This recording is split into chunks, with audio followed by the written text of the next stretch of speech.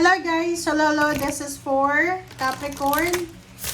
Capricorn, welcome dito sa aking channel, Kalarian 888. Welcome. Alamin natin kung anong messages, energy gabay. This is for the third week guys, third week na tayo ng May. Capricorn, number 3 love, number 11 shoes. Are you in a relationship? If you're in a relationship, possible na ikaw or siya makatanggap ka ng regalo, literal na regalo na sapatos. Pwedeng ikaw yung makatanggap or siya. Ang isa din dito na parang pwedeng mangyari sa'yo or sa inyong dalawang relationship na pwedeng maghiwalay kayo. Kasi itong shoes, di ba? Naniniwala ba kayo sa kasabihan na pag nagregalo ka ng sapatos, yung re-regaluhan mo na yon, pwedeng lumayo siya. Pwedeng umalis, pwedeng lumayo. Kaya nga binibigyan ng piso, binibili yun eh. Di ba? Kailangan mong, re-regaluhan mo yung boyfriend mo mo magbibigay sa'yo ng piso. Ng coin. Pamahiin. Dito sa barahang to, it's either ikaw yung aalis, it's either siya yung aalis. Long term, short term, or pwedeng ikaw, Capricorn. Pwedeng ikaw yung makakapag-desisyon na pagod ka na sa relationship niyo. OMG! Bakit ganun?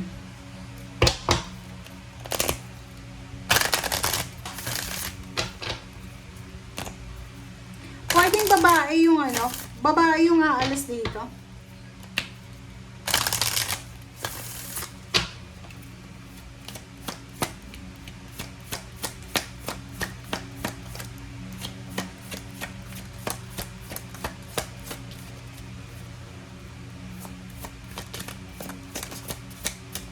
Okay, Rochelle.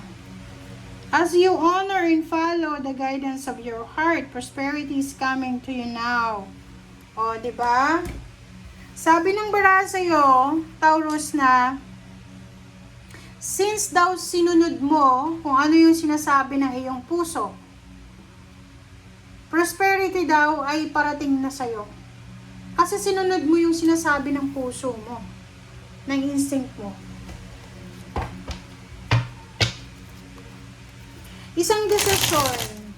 Isang desisyon ang gagawin mo. Sorry nasabi ko ba Taurus? No, this one is for Capricorn. Capricorn, kung ano man ang desisyon na gagawin mo sa ngayon, sinasabi ng baraha sa'yo na after mong makapag-decide, papasok yung swerte sa buhay mo. Pwede yan, no? Makipag-iwalay, mag-travel, umalis. Parang yun yung decision mo.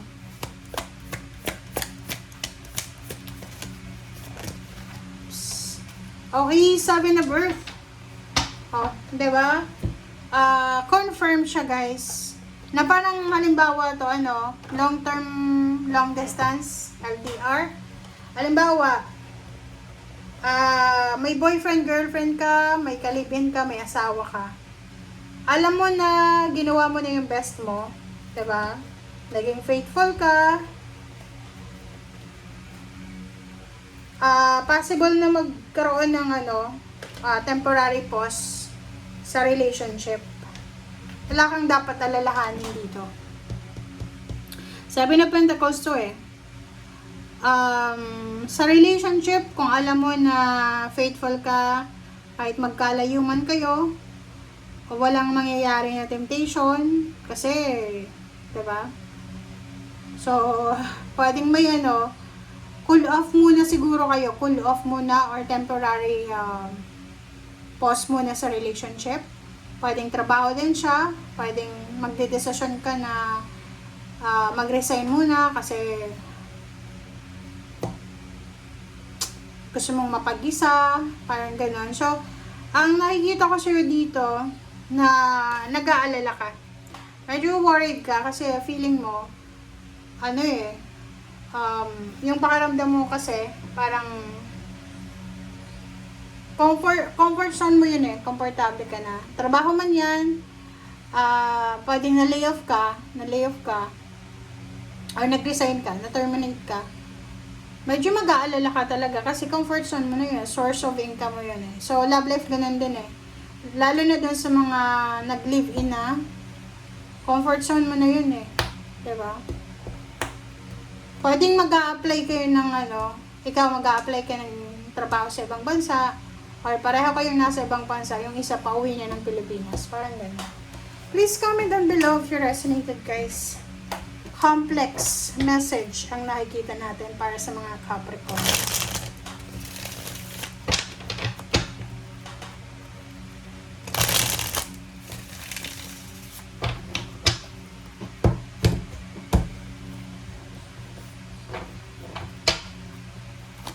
Alright, so this is 8 of Cups,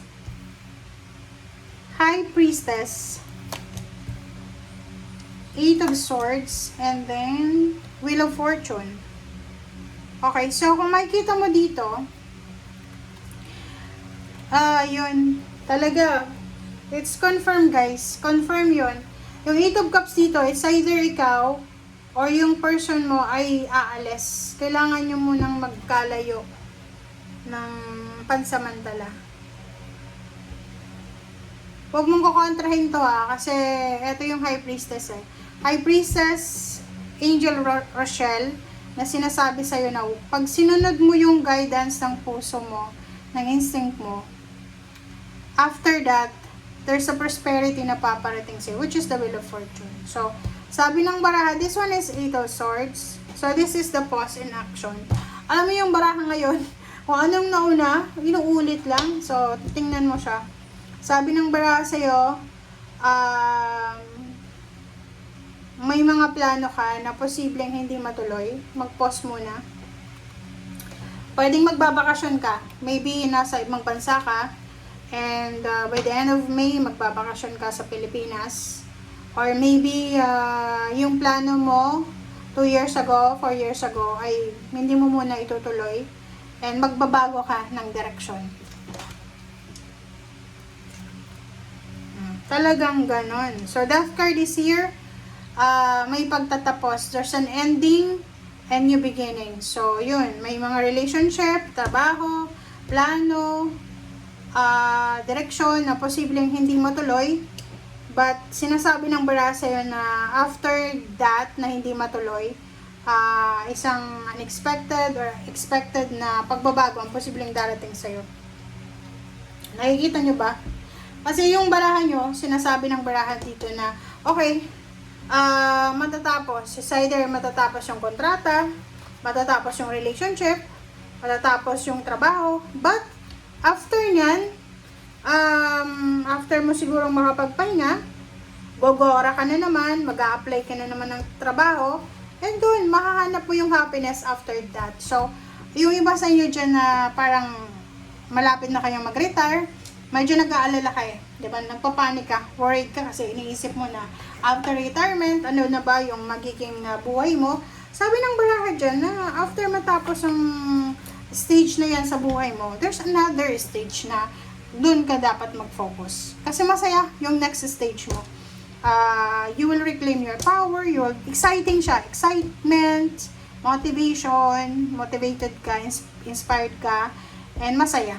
Okay? Thank you guys. Bye!